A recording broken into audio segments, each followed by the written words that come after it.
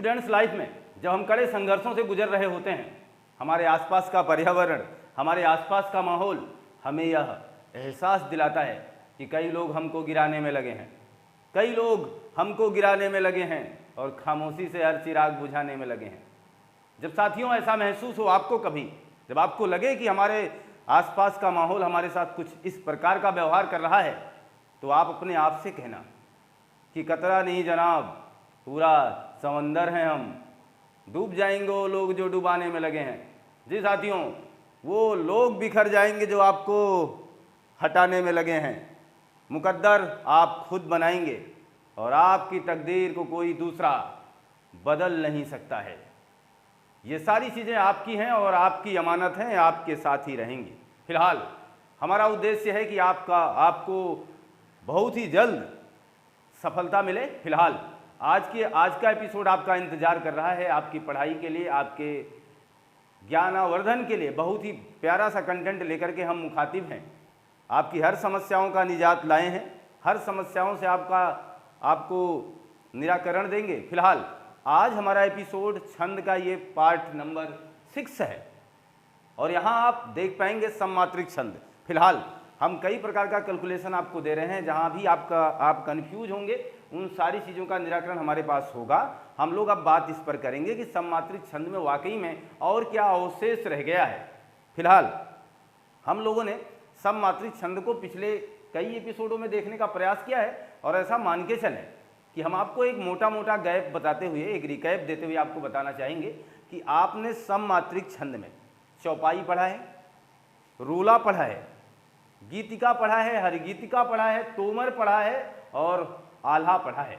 जी हाँ साथियों, हमने आपको सममात्रिक छंद के मोटे मोटे बहुत ही मोस्ट इंपॉर्टेंट, जिनको कहा जाता है सबसे ज़्यादा वैल्यू रखने वाले सममात्रिक छंदों पर हमारी चर्चा हो चुकी है। फिलहाल ऐसा नहीं कि ये वैल्यूएबल नहीं है, ऐसा नहीं कि इनकी उपयोगिता नहीं है, ये भी अपनी उपयोगिता सिद्ध कराएंगे। फिलहाल यहाँ आपको वो चीज़ मिलेगी अगर आप समयबद्ध तरीके से हमारे साथ बंधे हुए हैं। देखिएगा साथियों, क्रमबद्ध तरीका अपनाने का हमारा हमेशा प्रयास रहा है और आपसे रिक्वेस्ट भी रहा है। आज आपके स्क्रीन पर देखिए, श्रृंगार रस आपने तो पढ़ा है, लेकिन आज ये अद्भुत है, श्रृंगार छंद की बात हम करने वाले हैं, श्रृंगार छंद की। अब आप सोचोगे क्या उस ठीक रस की तरह है ये? नहीं, श्रृंगार छंद अपने आप में अनूठा है, अलग है। ये श्रृंगार रस की व्याख्या नहीं करेगा।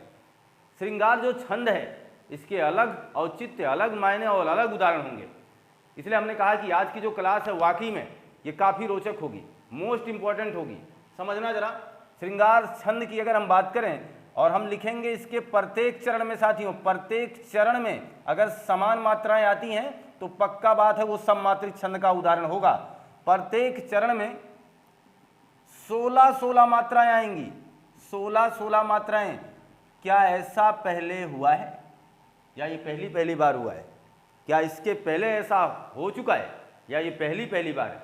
बताना जरा साथियों, क्या ये पहली बार आप सुन रहे हो ऐसी परिभाषा की प्रत्येक चरण में 16 मात्राएं होंगी? फिलहाल क्या ये पहली बार है या इसके पहले ये नमूना आपके स्क्रीन पर आ चुका है या इसके पहले आपने इस परिभाषा को महसूस कर लिया है साथियों?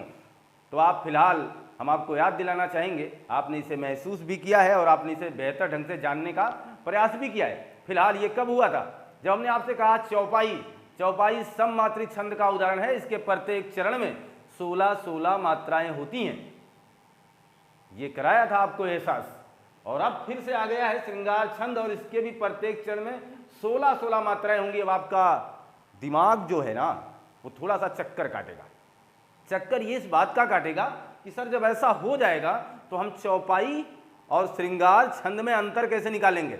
इसलिए मैंने कहा ना, जो आप पढ़ के आए हैं ना उससे भी बड़ी क्लास है ये, उससे भी इम्पोर्टेंट क्लास है ये। कभी आ जाएगा श्रृंगार छंद और चौपाई छंद वैकल्पिक व्यवस्था में, फिलहाल तो आप फंस जाएंगे, आपको दिक्कतें महसूस होंगी। फिलहाल हमारा काम ऐसा होगा कि अब इसका निराकरण कर दिया जाएगा। देखिएगा, पहचान केवल इससे होगा, इसके अंत में जब लाइन की यानी चरण की समाप्ति होगी, ध्यान देना साथियों, इसके अंत में इस तरीके का फार्मूला सेट होगा, इस तरीके का। अंतर बता दूं, जबकि चौपाई में आपको कुछ इस तरीके का मिलेगा। चौपाई में या तो अंत में दोनों लघु मिल जाएंगे या तो फिर अंत में दोनों गुरु ही प्राप्त होंगे। ये चौपाई का फार्मूला है साथियों। फिलहाल अगर इतना आप कर गए तो रामबाण इलाज है ये। मेरे कहने का तात्पर्य हो गया फिर आप जीत गए, आपको हरा नहीं सकता कोई, इसलिए माइनर अंतर को लाए हैं साथ में, इसलिए अंतर के साथ आपको बताने के लिए मुखातिब हैं हम आज। देखिएगा अंत में इस तरीके का फार्मूला सेट होगा तो आप कहिएगा श्रृंगार छंद होगा, और अंत में अगर ऐसा फार्मूला सेट होगा तो आप कहिएगा इसे यह चौपाई छंद का उदाहरण है। फिलहाल अगर आप क्रमबद्ध तरीके से एपिसोड देख कर आ रहे हैं तो फिलहाल ये जो मैं बोल रहा हूँ यहाँ आपको कोई समस्या होने की, वैसे भी समस्या होनी नहीं चाहिए, क्योंकि आप ये समझ रहे हैं अंत में ये मैं गुरु और लघु की बात कर रहा हूँ और ये मैं लघु लघु और गुरु गुरु की बात कर रहा हूँ। फिलहाल उदाहरण के साथ आपको जोड़ने का प्रयास करता हूँ। देखना जरा, उदाहरण यहाँ से लिख रहे हैं हम और आप भी अपनी नोटबुक पर दौड़ाने का प्रयास करिएगा। निछावर कर दें हम, निछावर कर दें हम, ये सारी चीज़ों को ध्यान से देखिएगा। निछावर कर दें हम सर्वस्व, सर्वस्व, निछावर कर दें हम सर्वस्व हमारा प्यारा भारतवर्ष, हमारा प्यारा भारतवर्ष। अब आप अगर मात्राओं का कैलकुलेशन करेंगे फिर काम आपका बनेगा। मेरे हिसाब से आपको यहाँ सिंगल मात्रा लगानी होगी, यहाँ पर गुरु की मात्रा, यहाँ सिंगल, यहाँ सिंगल, सिंगल सिंगल, क्लियर है ना। यहाँ गुरु की मात्रा, यहाँ सिंगल, यहाँ लेकिन देखना सर्वस्व ये रा है और रा का मतलब इसके पहले इसका मतलब आगे वाले को दीर्घ करेगा, यहाँ सिंगल होगा, और ये वाला भी सॉरी इसके भी बाद भी आधा है, इसका मतलब यह भी डबल होगा और ये सिंगल होगा। अब काउंट किया जाएगा तो 2 1 3 2 5 2 7 2 9 1 10 1 11 2 13 2 15 1 16, कुल मिला जुला करके हमारे सामने इंगित हो गई हैं 16 मात्राएं। फिलहाल हमारा दृष्टिकोण भी यही बना हुआ है 16 मात्राओं पर। अगली लाइन देखिएगा, सिंगल डबल डबल है और डबल डबल है, डबल सिंगल सिंगल, ये इसको डबल करेगा, यहाँ सिंगल आएगा। काउंट किया जाए तो 5 साथियों यहाँ है और 4 यहाँ है, 9 2 11 2 13 2 15 1 16, यहाँ भी 16 मात्राओं का संयोजन है। फिलहाल हमारा काम तो हो चुका है, लेकिन फिलहाल हम श्रृंगार छंद इसे लगाएं इसके पहले हमारा मन मस्तिष्क हमसे ये कहता है नहीं रुक जाइए साथियों, एक बार आपने 16-16 चरण करके 16-16 मात्राएं करके चरण वाली चौपाई छंद को बताया है, कहीं ऐसा तो नहीं कि ये चौपाई हो। फिलहाल हम उस दृष्टिकोण पर जाएं इसके पहले हम आपको कुछ और बता जाएंगे, जैसे चौपाई का भी एक उदाहरण लिखेंगे ही। जय हनुमान ज्ञान गुण सागर, जय हनुमान ज्ञान गुण सागर, और जय कपीस त्यों लोक उजागर, जय कपीस त्यों लोक उजागर। यहां भी काउंट किया जाना चाहिए, 1 1 1 1 2 1 2 1 1 1 और 2 1 1 करके, तो 2 2 4 2 6 7 2 9 2 11 12 2 14 2 16, आप काउंट करेंगे तो 16 मात्राएं आ जाएंगी। फिलहाल 16 मात्राएं आ जाएंगी। और अगर दूसरी लाइन भी कर लिया जाए 1 2 1 2 1 1 1 2 1 1 2 1 1 2 2 2 1 3 2 5 1 6 2 8 2 10 12 14 2 16, यहाँ भी आप देखेंगे तो 16 मात्राएं आ रही हैं। क्या हम इसे श्रृंगार छंद बताएंगे, क्या हम इसे चौपाई बताएंगे, या हम इसे श्रृंगार छंद बताएंगे? फिलहाल हम यहाँ थोड़ा सा अपने आप को समय देंगे, थोड़ा सा समय का मतलब अपने आप को वक्त देंगे कि अब हम सोचेंगे क्या हमें कुछ और बताया जा चुका है। फिलहाल साथियों आपको पता है कि आप हमारे साथ जुड़े हुए हैं और हमने आपसे कहा है हम हमेशा विश्वास के साथ आपको बहुत कुछ ऐसी चीज़ें देंगे जो आपको बिल्कुल अलग कर देगी, आपकी स्टडी लाइफ को बिल्कुल अलग करेगी।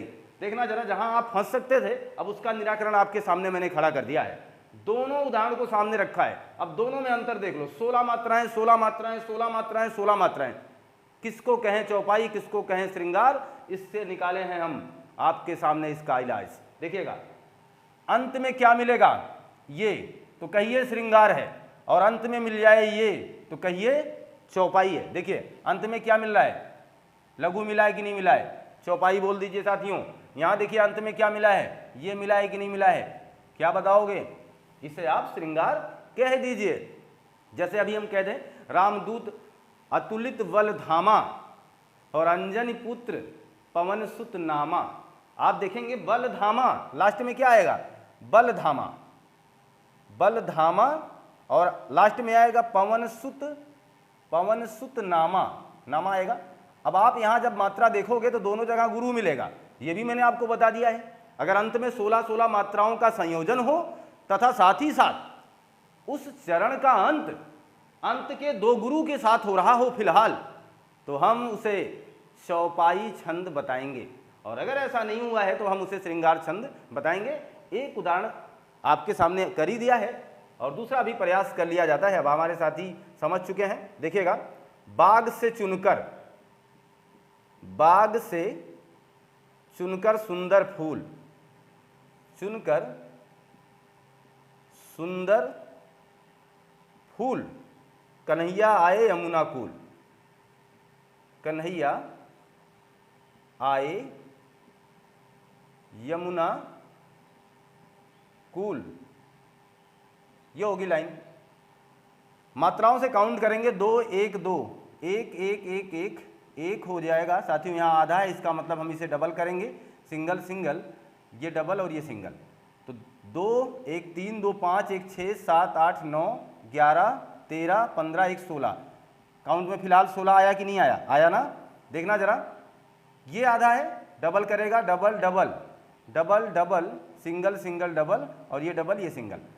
6 यहीं हो गया, 6 2 8 2 10 2 12 2 14 2 16 1 17। फिलहाल 16-17 से बहुत ज़्यादा घबराना मत, क्योंकि मैंने आपसे कहा है कि कभी कभार ऐसा होता है कि कुछ लाइनों में, कुछ विशेष पंक्तियों में ऐसा फार्मूला आपको मिल जाएगा। फिलहाल हमें इसे भी 16 ही मानना है, और अगर ऐसा होता है 16-16 मात्राओं का कॉम्बिनेशन तैयार होता है, हमें लास्ट में ये देखना है कि अंत में क्या मिल रहा है। देखो अंत में क्या मिल रहा है, अंत में यही तो मिला है। इसका मतलब यह भी फिलहाल श्रृंगार छंद का ही महत्वपूर्ण उदाहरण होगा। साथियों यहाँ तक की बातें आप समझ चुके हैं। एक मैं उदाहरण आपके साथ और जोड़ देता हूँ। प्यार का गजरा पहन अनूप, प्यार का गजरा पहन अनूप, ये चीज आप करेंगे। देखिएगा, प्यार का गजरा पहन अनूप, ये चीज अब आपको पंक्ति पर दोहरानी है। खिला राधा जी का रंग रूप, खिला राधा जी का रंग रूप, ये आपके अभ्यास के लिए है। ये आपके अभ्यास के लिए मुझे पूरा विश्वास है कि आप ये इन बातों को समझ चुके हैं। समस्त उदाहरण के माध्यम से जो अंतर हमने आपको देने का प्रयास किया, जो हमारा उद्देश्य रहा, उसकी प्रतिपूर्ति, उसकी पूर्ति हम कर चुके हैं। और फिलहाल मुझे विश्वास है कि आप इस पर मात्रा लगा के सेटअप कर सकते हैं और जान सकते हैं श्रृंगार छंद का उदाहरण है कि नहीं है। फिलहाल आप इसका स्क्रीनशॉट ले लीजिए। ये मान के चलें कि आपने स्क्रीनशॉट ले लिया होगा। तो सममात्रिक छंद को वाकई में अगर बेहतर पहचानना है तो आपको इस कंटेंट को जरूर देखना पड़ेगा। फिलहाल क्यों? क्योंकि यहाँ पर आप कहीं ना कहीं जब एग्जामिनर आपसे प्रश्न करेगा तो आप दुविधा में फंसेंगे, क्योंकि तमाम ऐसे छंद हैं जिनकी मात्राएं समान हैं, और अगर प्रत्येक चरण की मात्राएं समान है तो आपने उसे सममात्रिक छंद कहा है। और हम यहाँ क्या कह रहे हैं कि कई ऐसे छंद हैं जिनके प्रत्येक चरण की मात्राएं तो समान हैं, तथा साथ ही साथ किन्हीं दो छंदों की मात्राओं की रूपरेखा भी ठीक ठाक सेम है। तो फिर उसके महत्वपूर्ण अंतर को कैसे जानोगे? इसीलिए जब तक इस कंटेंट को आप नहीं देखोगे तब तक आपका सममात्रिक छंद फिलहाल अधूरा ही माना जाएगा। और अब हम जिन छंदों पर बात करने वाले हैं, वाकई में वो छंद आपको बहुत ही ज़्यादा कंफ्यूज कर सकते थे, फिलहाल आज से नहीं करेंगे। देखिएगा साथियों, अगर हम बात करें तो एक छंद हमने आपको पिछले एपिसोड में बताया हुआ है, रोला छंद। और हमने कहा कि रोला छंद के प्रत्येक चरण में 24 मात्राएं होती हैं। प्रत्येक चरण में 24 ऐसा कर लिख रहे हैं, 24 मात्राएं होती हैं। रोला छंद के प्रत्येक चरण में 24 मात्राएं होती हैं, ऐसा फिलहाल हमने बोला हुआ है। लेकिन अगर हम आपसे कहें कि जो ये बात है वो दिक्पाल में भी है, दिक्पाल एक छंद आपको मिलेगा, दिक्पाल छंद, इसके भी प्रत्येक चरण में यही फार्मूला सेट होगा। अब आप कहोगे सर फिर कैसे पहचानेंगे? यही जो अंतर है, इसीलिए क्लास है, इसीलिए एपिसोड मैंने तैयार किया है। देखिएगा साथियों, दिक्पाल छंद में ये फार्मूला आएगा। और अगर एक आपको मिलेगा रूपमाला, रूपमाला छंद, जब आप रूपमाला छंद पढ़ेंगे तो वहाँ भी ये बात बताई जाएगी कि इसके भी प्रत्येक चरण में 24-24 मात्राएं आएंगी। इसका मतलब 3 छंद फिलहाल एक जैसे आपको मिलेंगे। अगर आप थोड़ा सा पढ़ के चले गए तो फिर तो आपसे एग्जामिनर आपकी जानकारी से खेल सकता है, फिर तो एग्जामिनर आपके उस महत्वपूर्ण नॉलेज के साथ खिलवाड़ कर सकता है। आपको लगा कि हमारा छंद तैयार है, आपको लगा कि हम बहुत ही बेहतर तैयारी के साथ मुखातिब हुए हैं, पार्टिसिपेट कर रहे हैं एग्जाम में। फिलहाल आपकी तैयारी तब अधूरी मानी गई जब आपको लगा कि आपने 24 मात्राएं रटा हुआ है और उसने पूछा है दिक्पाल का, उसने पूछा है रूपमाला का और आप लगा रहे हैं रोला, तो समस्याएं पड़ जाएंगी। इसी दुविधा से निकालने के लिए, इसी महत्वपूर्ण अंतर को समझाने के लिए आज ये जो सममात्रिक छंद की क्लास है, वाकई में ये अंतरों की क्लास है, अंतर समझाने की क्लास है कि किस तरीके से हम महत्वपूर्ण छंदों के बीच में अंतर निकाल पाएंगे, कैसे हम अपने आप को वहाँ सेटअप कर पाएंगे। इसी अंतर को समझाने के लिए अभी हमने जैसे अभी थोड़ी देर पहले चौपाई की बात की थी और चौपाई से किस तरीके से श्रृंगार छंद का अंतर समझाया है, ठीक वही तरीका अब आपको फिलहाल यहाँ मिलेगा। देखना जरा, हम अगर रोला का एक उदाहरण ठीक ठाक आपके सामने संयोजित करने का प्रयास करें तो आपको समझ में आना चाहिए। देखिएगा, रोला की हम बात करें, जो जगहित, जो जगहित पर प्राण, जो जगहित पर प्राण, यहां लगेगा कॉमा, निछावर कर पाता। देखिएगा, जो जगहित पर प्राण निछावर, प्राण निछावर है कर पाता, है कर पाता, ये होगी लाइन पूरी। जो जगहित पर प्राण निछावर है कर पाता, जिसका तन मन, जिसका तन है,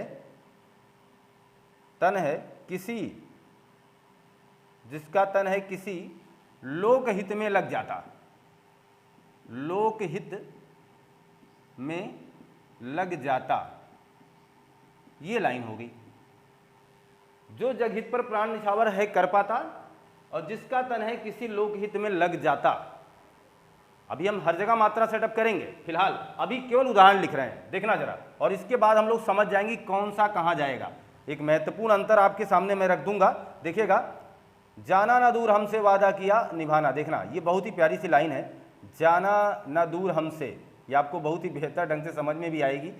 जाना ना दूर हमसे, कामा लगा लीजिए, वादा किया निभाना, वादा किया निभाना, जाना ना दूर हमसे वादा किया निभाना, ये लाइन हो गई। अगली लाइन देखिए, चाहूं सदा,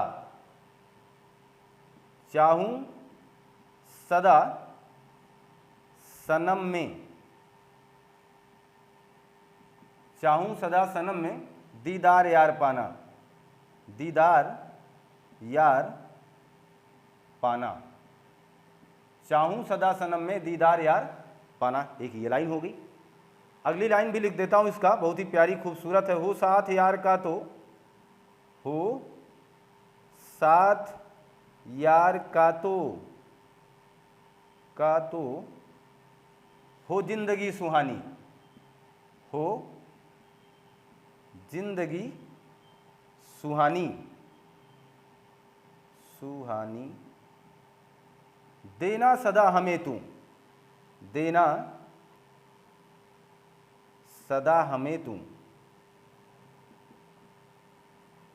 तू निज प्यार की निशानी, निज प्यार की निशानी। ये पंक्ति आपको बहुत ही प्यारी लगी होगी, प्यारी है भी। जाना ना दूर हमसे वादा किया निभाना, अरे चाहूं सदा सनम में दीदार यार पाना, हो साथ यार का तो हो जिंदगी सुहानी, देना सदा हमें तू निज प्यार की निशानी।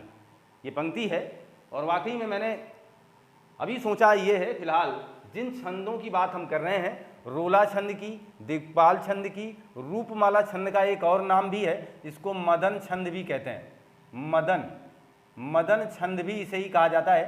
तो हम जिस छंद की बात कर रहे हैं, हम साथ साथ 3 महत्वपूर्ण छंदों के उदाहरण लिखेंगे आपके सामने और तीनों छंदों की मात्राओं को काउंट कराएंगे और तीनों छंदों में महत्वपूर्ण अंतर को आपके सामने रखने का हमारा अभिप्राय रहेगा, हमारी कोशिश रहेगी। फिलहाल 2 का तो हमने लिखा है, तीसरे का हम आपके सामने लिखने चल रहे हैं। देख उसको दिल मचलता, कुछ इस तरीके की एक लाइन खींच दे रहे हैं जिससे आपको अंतर दिखे। देख उसको दिल मचलता, देख उसको दिल मचलता। देखिए पंक्ति बड़ी है फिलहाल, इसलिए मैं यहाँ कामा लगा के ये कह रहा हूँ कि ये पंक्ति विराम नहीं ले रही है। समझना साथियों, विराम अलग बात है, पूर्ण विराम अलग बात है। ये पंक्ति ने पूरा विराम नहीं लिया है, ये एक ठहराव मात्र है। तो कामा देखना, इसका मतलब पंक्ति अभी अधूरी है, चरण अभी पूरा है नहीं हुआ, ये मान के चलें, यानी पंक्ति अभी पूरी नहीं हुई है। देख उसको दिल मचलता, देखना प्रेम है या भोग, प्रेम प्रेम है या भोग, प्रेम है या भोग। अब ये लाइन पूरी हुई साथियों, देख उसको दिल मचलता प्रेम है या भोग, ये लाइन अब हुई है पूरी। अगली लाइन देखिएगा, बोध मुझको इसका नहीं, बोध मुझको इसका नहीं, बोध मुझको इसका नहीं। फिर से देखिएगा, यहां कामा लग जाएगा, लाइन इसका मतलब अधूरी है अभी। कौन सा यह रोग, कौन सा यह रोग, ये रोग तो आप समझ गए होंगे ना, ये रोग तो आप समझ गए होंगे। देख उसको दिल मचलता प्रेम है या भोग, देख उसको दिल मचलता प्रेम है या भोग, बोध मुझको इसका नहीं कौन सा यह रोग। तो 3 महत्वपूर्ण उदाहरण आपके स्क्रीन पर साझा किए जा चुके हैं, और अब हम इन तीनों उदाहरण में महत्वपूर्ण अंतर को आपको समझाएंगे और महत्वपूर्ण बारीकियों को आप तक पहुंचाने का हमारा प्रयास रहेगा। और अगर ये बारीकी आप समझ चुके हैं तो एक साथ आप 3 महत्वपूर्ण छंदों को सीख जाएंगे, तथा तीनों महत्वपूर्ण छंदों में जब हमारा एग्जामिनर वैकल्पिक व्यवस्था तैयार कर रहा होगा, तो जब इनके साथ मुखातिब होगा तो आसानी से हम बता पाएंगे। फिलहाल साथियों देखना जरा, अब हम मात्रा लगाने का प्रयास करें। फिलहाल मात्रा लगाना हम लोग काफ़ी समय से कर रहे हैं, इसका मतलब जान चुके हैं। 2 1 3 1 4 1 5 1 6 7 8 2 10 1 11, यानी यहां तक की मात्रा काउंट की जा रही है, 11 है। देखिएगा 1 2 1 3 1 4 1 5 2 7 8 9 2 11 2 13। समझना जरा, इस कामा तक आप देख पाएंगे आपको कितनी मात्रा मिली है, 11। यही बारीकी को समझना है। और यहाँ आपको कितनी मात्राएं मिल रही हैं, 13। अर्थात कहने का मतलब हुआ विषम चरण में 11 मात्राएं हैं और सम चरण में 13 मात्राएं हैं। विषम चरण की बात हमने की थी आपसे, 1 और 3 को विषम माना जाता है और 2 और 4 को सम चरण माना जाता है। कोई डाउट यहाँ तक होना नहीं चाहिए आपको। आगे देखिएगा, अगर हम बात करें 1 1 2 2 2 4 1 5 1 6 2 8 1 9 2 11, इसका मतलब पहले विराम तक हमें पुनः 11 मात्रा मिल रही है। और आगे देखिएगा 2 1 3 1 4 1 5 2 7 1 8 1 9 2 11 2 13, और दूसरे पंक्ति में यानी दूसरे चरण में हमें 13 मात्राएं मिल रही हैं। समझना साथियों, जब किसी एक पंक्ति का पूर्ण निर्वहन हो रहा है, अर्थात एक पंक्ति पूरी तरीके से तैयार हो रही है, तो उसके बीच में एक रुकावट है जिसे हम अल्प विराम कह सकते हैं। उस अल्प विराम तक यानी पहली जहां से पंक्ति शुरुआत कर रही है, उस पंक्ति की यानी पहले चरण में हम कह सकते हैं 4 चरणों का ये छंद है। पहले चरण में 11 है, दूसरे चरण में 13 है, परंतु पंक्ति समाहित रूप से कितनी मात्राओं का योगदान कर रही है, 24 मात्राओं का। ये चीज समझना, इसलिए मैंने कहा है कि प्रत्येक चरण में कितनी मात्राएं आएंगी, 24 मात्राएं आएंगी। ये अल्प विराम है, इस चरण को रोकने का काम कर रहा है, केवल उसे ठहराव दे रहा बस, केवल ठहराव दे रहा बस, इससे ज्यादा कुछ नहीं है। तो 24 मात्राएं, आप 13 और 11 को प्लस करेंगे तो 24 मात्राएं आएंगी, यहाँ भी 24 मात्राएं आएंगी। फिलहाल देखते रहिएगा साथियों। अगर हम नीचे चले आए तो यहाँ देखेंगे, यानी दूसरा उदाहरण को चेक करें, 2 2 4 1 5 2 7 1 8 1 9 1 10 2 12, यानी यहाँ तक की काउंटिंग हो चुकी है 12 की। 2 2 4 1 5 2 7 1 8 2 10 2 12, इसकी भी काउंटिंग हुई 12। फिलहाल हमें मिल गई कितनी मात्राएं, 24 मात्राएं। कुछ हूबहू अगर हम इस संरचना पर ध्यान दें, हूबहू अगर हम इस बनावट को परखें, तो हमें पूरा विश्वास है हमारे साथियों को ये पता चल पा रहा होगा कि इस पंक्ति में भी 24 मात्राएं आई हैं, यहाँ भी 24 मात्राएं आए हैं। और मुझे लगता है कि आप इतने अगर गहनता से ध्यान देकर के देख रहे होंगे तो आप दोनों में अंतर भी निकाल चुके होंगे। अब तक हमें बताने की आवश्यकता भी नहीं पड़ेगी। देखना जरा, चाहूं सदा सनम में दीदार यार पाना, इस पंक्ति पर भी आइएगा साथियों। 2 1 1 1 2, तो 2 2 4 1 5 2 7 2 9 1 10 2 12, यहाँ तक की भी बातें 12 की हैं। 2 2 4 1 5 2 7 1 8 2 10 2 12, यहाँ तक की भी बातें 12 की ही हैं। आगे देखिएगा 2 2 4 1 5 2 7 1 8 2 10 2 12, यहाँ तक की बातें 12 की। 2 2 4 1 5 2 7 1 8 2 10 2 12, यहाँ भी की बातें 12 की हैं। 2 2 4 1 5 2 7 1 8 2 10 2 12, यहाँ की बातें 12 की हैं। 1 2 4 5 2 7 1 8 2 10 2 12, आप देख पा रहे होंगे ये जो उदाहरण हमने 4 लाइनों में प्रस्तुत किया है, इस उदाहरण के प्रत्येक पंक्ति में 24 मात्राएं आ रही हैं कि नहीं आ रही हैं? आ रही हैं। और हमें एक बात समझ में आ रही है कि 24 मात्राएं फिलहाल तो एक लाइन का निर्माण कर रही हैं। 24 मात्राएं एक पंक्ति का हूबहू एक संरचना हमें दे रही हैं। फिलहाल हम वहाँ एक चीज़ बारीकी से अगर समझें और ध्यान दें तो हमें एक चीज़ बहुत ही माइनर अंतर मिल रही है दोनों ही छंदों में देखने को कि 24 मात्राएं जरूर हैं, लेकिन पहली बार जब इनकी गाड़ी रुकी है, पहली बार जब इन्हें थोड़ा सा विराम मिला है, पहली बार जब इन्हें थोड़ा सा आराम मिला है, तो इनकी मात्रा 11 पर पहुंची थी, लेकिन इन्होंने अपना विराम कब लिया है? 12 पर। दोनों का अंतर समझ रहे हैं ना? दोनों ही लाइनों में 24 मात्राएं फिलहाल है, लेकिन दोनों ही लाइनों में एक बहुत ही बारीक अंतर है। वो अंतर क्या है? इन्होंने अपना पहला विराम 11 मात्रा पर ले लिया है, लेकिन इसने अपना पहला विराम 12 मात्रा पर लिया है साथियों। इसी बात को समझ लेना है, बस इतना सा ही काम हमारा है। देखिएगा यहाँ मात्रा लगा के चेक कर लेते हैं। 2 हो गया, एक 3 हो गया, एक 4 हो गया, एक 5 हो गया, 2 7 हो गया, एक 8 हो गया, एक 9 10 11 12 2 14, इनका विराम कहाँ है? पहला विराम 14 पर है। देखिएगा 2 1 3 2 5 2 7 2 9 9 1 10, 14 और 10 को काउंट करिए, जोड़ने कैलकुलेट करिए तो आपको मिलेगा 24 मात्राएं। वाकई में इस पंक्ति के भी पूरे होने पर 24 मात्राओं का महत्वपूर्ण समागम हमारे सामने आ रहा है साथियों।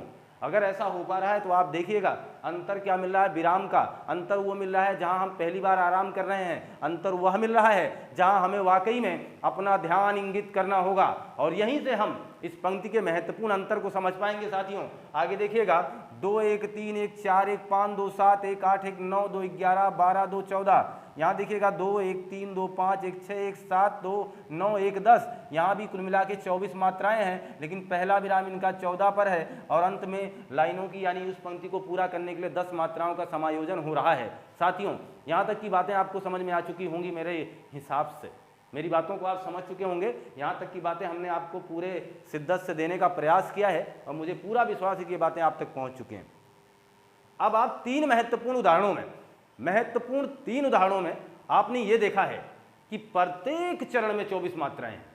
3 उदाहरणों में देखा कि प्रत्येक पंक्ति जब पूरी हो रही है वाकई में 24 मात्राओं का महत्वपूर्ण समायोजन तैयार कर रही है। तो फिलहाल अगर हम इस क्लास को मिस कर दिए होते और हम एग्जाम में पार्टिसिपेट कर रहे होते तो साथियों बताना, जब आपको 24 मात्राएं गिनने में आती तो जो जिस छंद से मुखातिब हुआ होता वही लगा के चला जाता। जिसने रोला पढ़ा होता वो रोला लगा देता, जिसने दिक्पाल पढ़ा वो दिक्पाल लगा देता, जिसने रूपमाला पढ़ा है वो रूपमाला लगा देता। फिलहाल सही उसका होता जो तकदीर वाला होता, क्योंकि उस समय वाकई में आपने एक ही पढ़ा है और अब आप तीनों को एक साथ देख रहे हैं, तीनों को एक साथ देख रहे हैं। इसका मतलब स्टार वाली बातें हम आपके साथ कर रहे हैं। और अब देखना, क्या आपको ये बात यकीनन पता चली कि प्रत्येक चरण में 24 मात्राएं वाले 3 छंद हमारे सामने आ चुके हैं और तीनों छंदों में बारीकी क्या है? बारीकी ये है विराम से। जब 24 मात्राएं किसी पंक्ति में हों जरूर, लेकिन विराम 11 पर हो तो हम उसे रोला कहेंगे। तो हम साथी इसे क्या कहेंगे? रोला कहेंगे। ध्यान देना, तो हम इसे रोला कहेंगे। अगली बात देखिएगा, प्रत्येक पंक्ति में 24 मात्राएं हों, प्रत्येक पंक्ति में 24 मात्राएं हों, कोई बात नहीं, फर्क नहीं पड़ता है। लेकिन अगर विराम 12 पर हो, 12 देखना, 12 अगर विराम 12 पर हो तो हम इसे दिक्पाल कहेंगे, हम इसे दिग्पाल कहेंगे, हम इसे दिग्पाल छंद कहेंगे साथियों, हम इसे दिग्पाल छंद कहेंगे। नो डाउट यहाँ तक की बातें आप समझ चुके होंगे, मुझे पूरा यकीन है, मुझे पूरा विश्वास है कि ये बात आप तक पहुंच गई। तो दिक्पाल छंद इसे कहेंगे। अगली बात समझना, और अगर प्रत्येक पंक्ति में 24 मात्राएं हों परंतु विराम 14 पर हो परंतु पहला विराम, पहला आराम 14 मात्रा पर हो तो आप उसे फिलहाल अब क्या कहने वाले हो? रूपमाला। रूपमाला कहिएगा इसे, रूप की माला है ये, या इसे ही हम लोग मदन छंद कहेंगे, रूपमाला या मदन छंद। अब आप समझ चुके होंगे कि हमें क्या करना है। रूपमाला में आपको ध्यान देना है, प्रत्येक पंक्ति में 24 मात्राएं होंगी, लेकिन 14 और 10 पर विराम होगा, कुल मिला के 24 मात्राएं। क्लियर है? अगर हम दिक्पाल की बात करें तो यहाँ पर 12 साथियों विराम होगा और कुल मिला के 24 मात्राएं होंगी। यहाँ पर अगर आप ध्यान दें किस पर, रोला छंद में, तो यहाँ पर 11 और 13 पर विराम होगा और हम इसको मिलाकर के 24 मात्राएं पढ़ेंगे। हम इस पर बात पहले ही एपिसोड में कर भी चुके हैं, आपको रोला छंद की जानकारी पहले भी मिल चुकी है। फिलहाल आज महत्वपूर्ण अंतर के साथ जोड़े रखा मैंने आपको। मुझे पूरा विश्वास है कि आपको ये कंटेंट अब समझ में आ ही चुका होगा। आप इसका स्क्रीनशॉट ले लीजिए। तो अब ये मान के चलें कि सममात्रिक छंद के महत्वपूर्ण तथ्यों को हम बारीकी से समझ चुके हैं। अब हम सममात्रिक छंद से विराम लेंगे। अब हम इसके बाद आपको अर्ध सममात्रिक का कंटेंट प्रोवाइड कराएंगे, लेकिन इसके लिए आपको हमारा इंतजार करना पड़ेगा। इसके लिए आपको नए एपिसोड का इंतजार करना पड़ेगा साथियों। फिलहाल यहाँ तक के जो कंटेंट था ये आपको अब सममात्रिक छंद, दोनों ही कंटेंट, तीनों कंटेंट, चारों कंटेंट, यानी हर एपिसोड को मिलाकर अगर आप क्रमबद्ध तरीका अपनाए हुए हैं तो फिर आपको सहजता होगी। आशा विश्वास ये कंटेंट आपको बेहतर लगा होगा तो आप लाइक शेयर सब्सक्राइब करना नहीं भूलेंगे।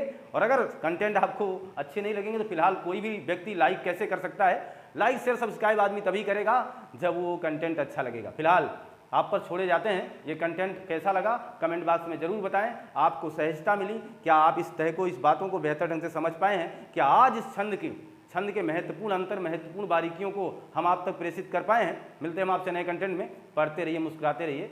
आपका दिन शुभ हो। आपको बहुत बहुत धन्यवाद।